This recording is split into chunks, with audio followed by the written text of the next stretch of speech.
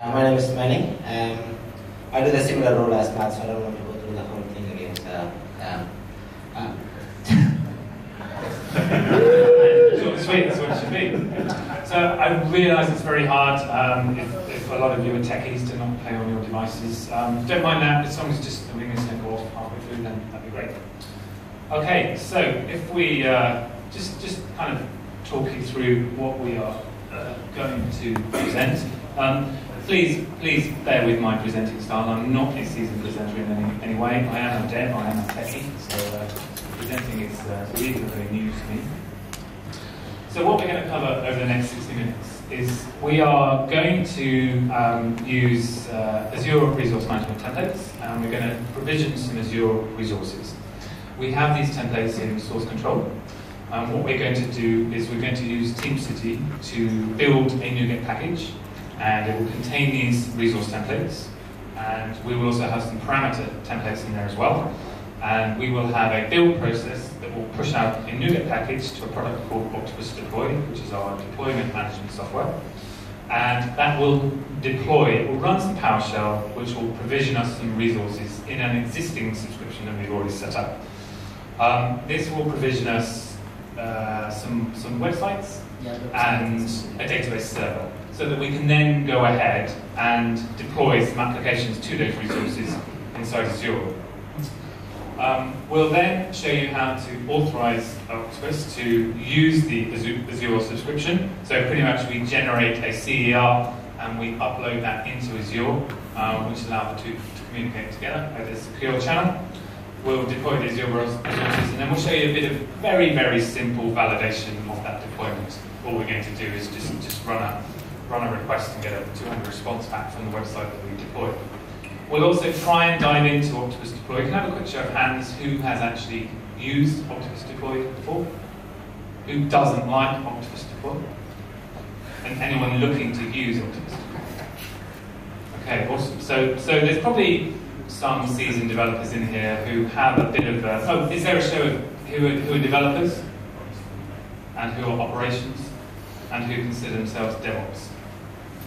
Okay, so there's a real mix here, 30%. So we'll dive a bit into Octopus Deploy, which will help certain people who are looking to move on to it. We'll cover database deployments a little bit. I won't go into that too much. Redgate are just outside. It's probably best to speak to them if you're looking to do database deployments. Their next session happens to be in London on the 15th of October, and I'm probably doing the training for that. So if we move on to why Octopus Deploy.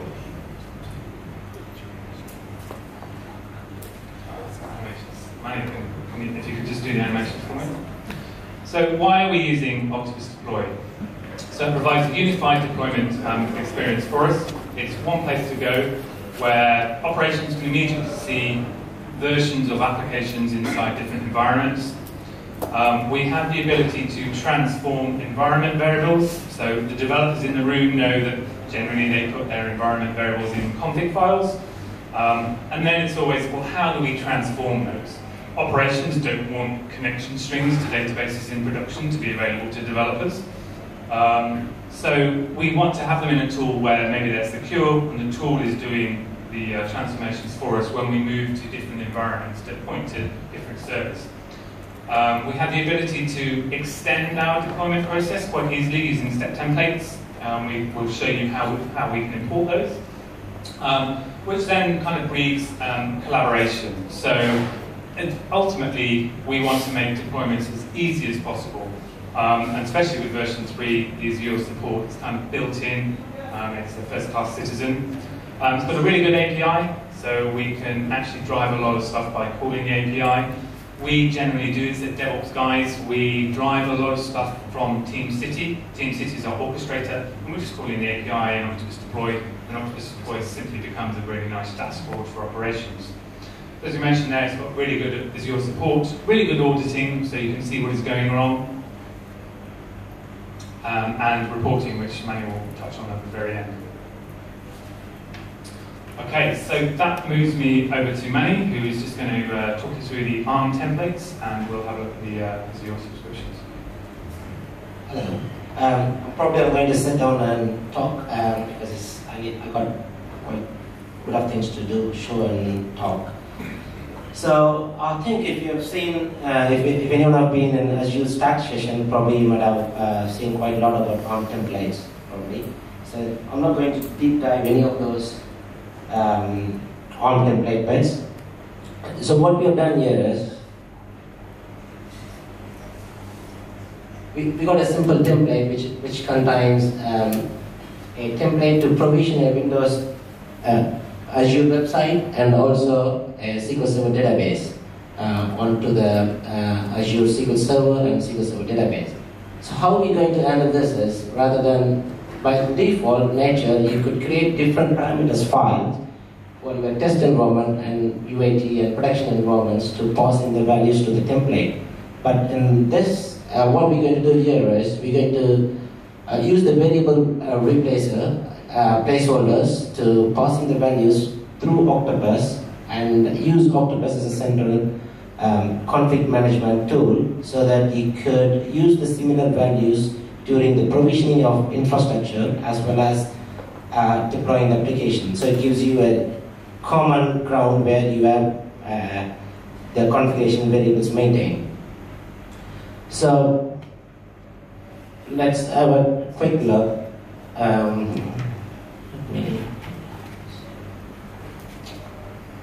just going to move into the resource groups.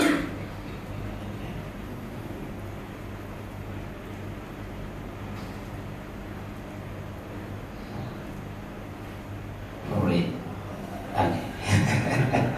So it's demo, so things won't work as normal, right? For some reason, Wi-Fi does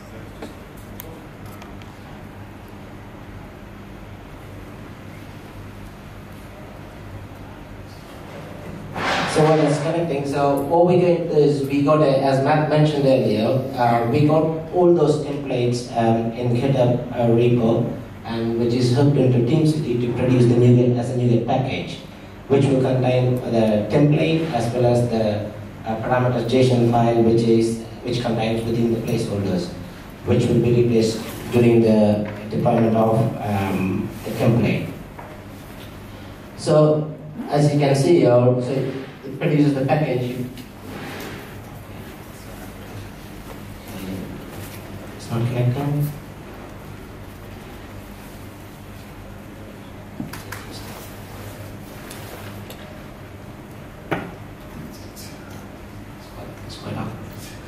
Okay, so what I'm going to do is once you make any changes, and then it gets automatically built and produces the artifacts in there, so which contains your parameters and templates in this location. So once that's done, once that's successfully created, it also creates a release in Octopus, which you can see in here.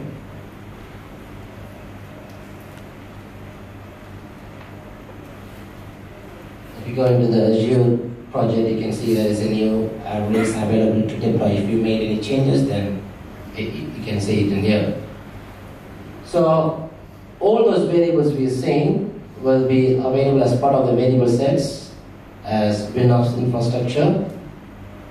That's the only variable we're passing to create the Azure website is the website name, and for the database, we got all these variables: SQL Server, username, passwords, and Matt will cover in these variable sets in detail later.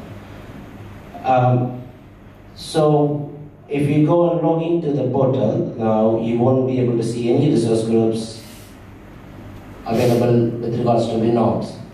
When I'm going to kick off the deploy from Octopus, so hopefully it's not going to break, it's going to produce. So you can go through the logs in here and see what's happening really. And there are two process steps we got in this. One is to extract the package and replace the variables from the variable sets, so that you will have all these JSON replaced with the actual values from Octopus. Whatever we have as a hash value, so that will be replaced with the actual value from Octopus specific to the environment. And then create resource groups is a simple a few PowerShell commands available to test the template and provision that create a new resource group template.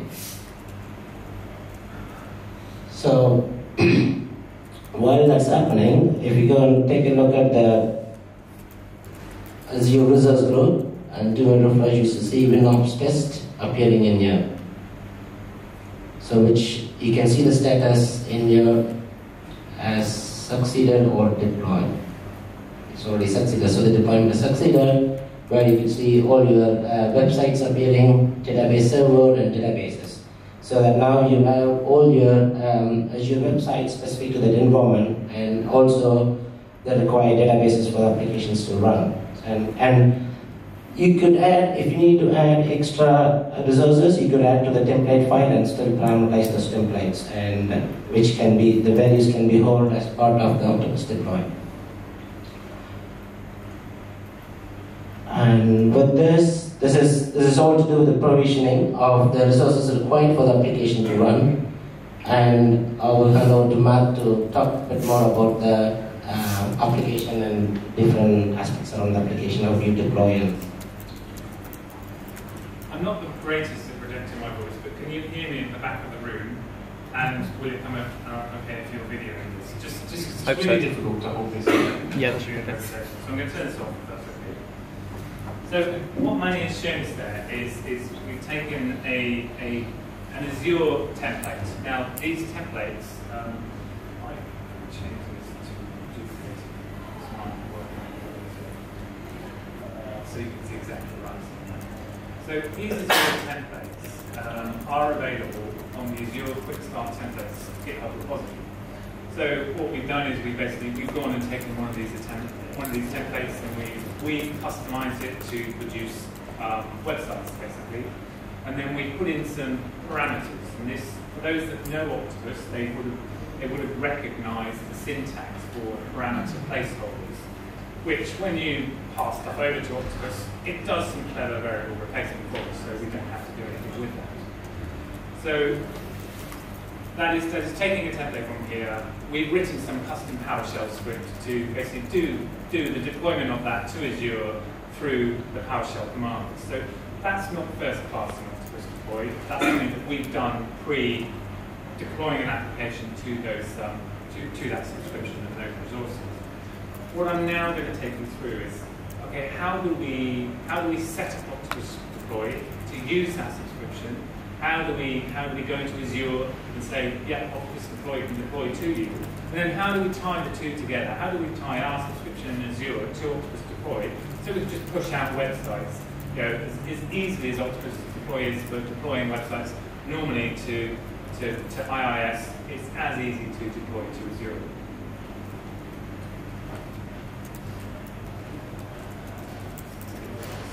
Okay, so let me take you.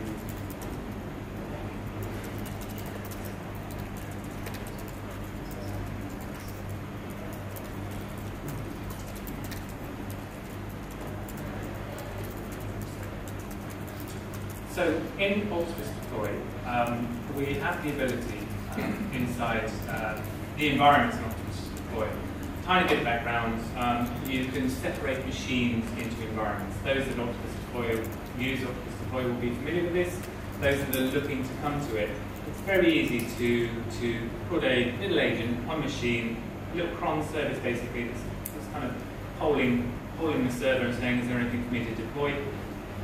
And you can then start to componentize these and put them in within environments, give them certain roles. So certain machines are going to be running SQL servers, certain machines are just going to be your web servers. And you can then put them in environments effectively. So it allows you to start to build up a deployment pipeline, so you can easily promote code from environment to environment and separate out application-specific stuff, so that only databases are only going to these machines over here, and only websites are going to these machines over here. To support Azure subscriptions, we actually have to go in and add an account, which is our Azure subscription. And it's a very, very simple process. So here you can see I've already created WinOps, but I will just demonstrate how easy this process is. So we quite simply go in and we create an account. So I'm just going to call this demo. We can give it a description. Now if we wanted to, we can scope this. Scoping inside Octopus Deploy has a number of different uses. So we might want a variable that is, for the dev environment, the scope of the SQL server is this name. In our test environment, it's this name. In our production, it's this name. So we might then want to scope Azure subscriptions. We might have a test Azure subscription, which has a limited budget on it, because we want to ensure that when we spin up tests, we run our tests, we then kill tests. Otherwise, we're going to run out of money on the package, on the subscriptions. But maybe production, obviously it's just going to be an open account, more likely. So we can scope subscription accounts if we wanted to an environment. We're not going to for this example. We will then generally have the subscription GUIs, which is available if we go to our Azure, the old one. You have to bear with me, there are two Azure. Yeah, there's V1 and V2. One is still in preview, the V2, so wherein we can't upload the certificates for authentication. The V2 authentication happens through an Outlook account for the home Microsoft account. So it's basically do the authentication differently. So without obviously revealing our subscription ID on camera, so it goes out to the web, you can find it by going into your Azure account and finding the subscription ID. You can then come in and put your account subscription into the box. So what I just have at the moment is a GUID, which I'm just going to use.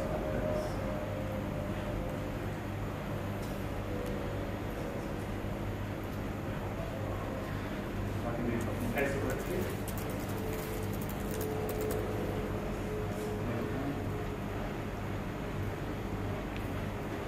So this will then generate a CER, which we can then download, and we upload it into Azure.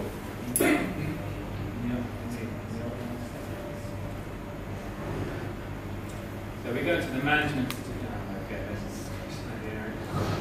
So we go in here and we upload our certificate that we've downloaded.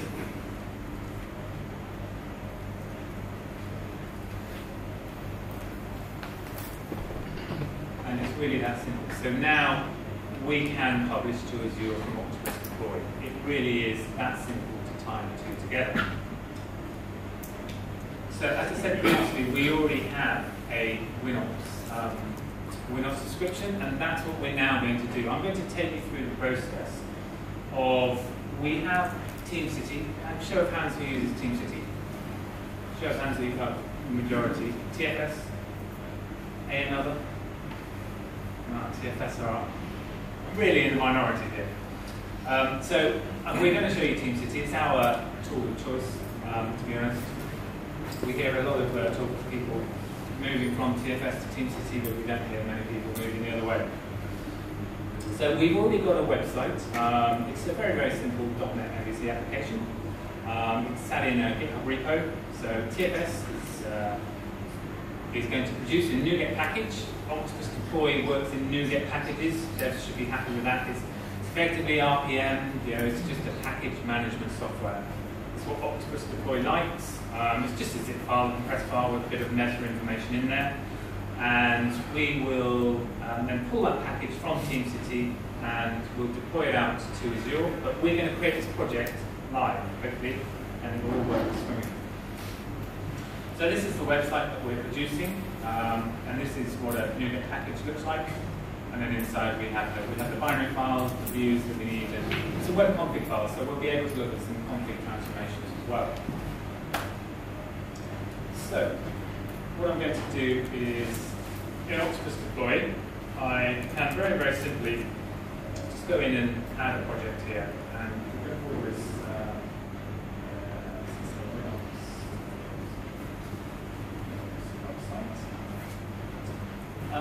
now you see here there is a drop-down which is life cycles. For those of you that don't know what life cycles are, it's a way to manage sort of how your application can move through the environments. Just to begin with, I'm just going to choose this default life cycle, and we can see what happens. If we get time at the end, we'll switch the project to a continuous deployment life cycle, and then you'll see the differences and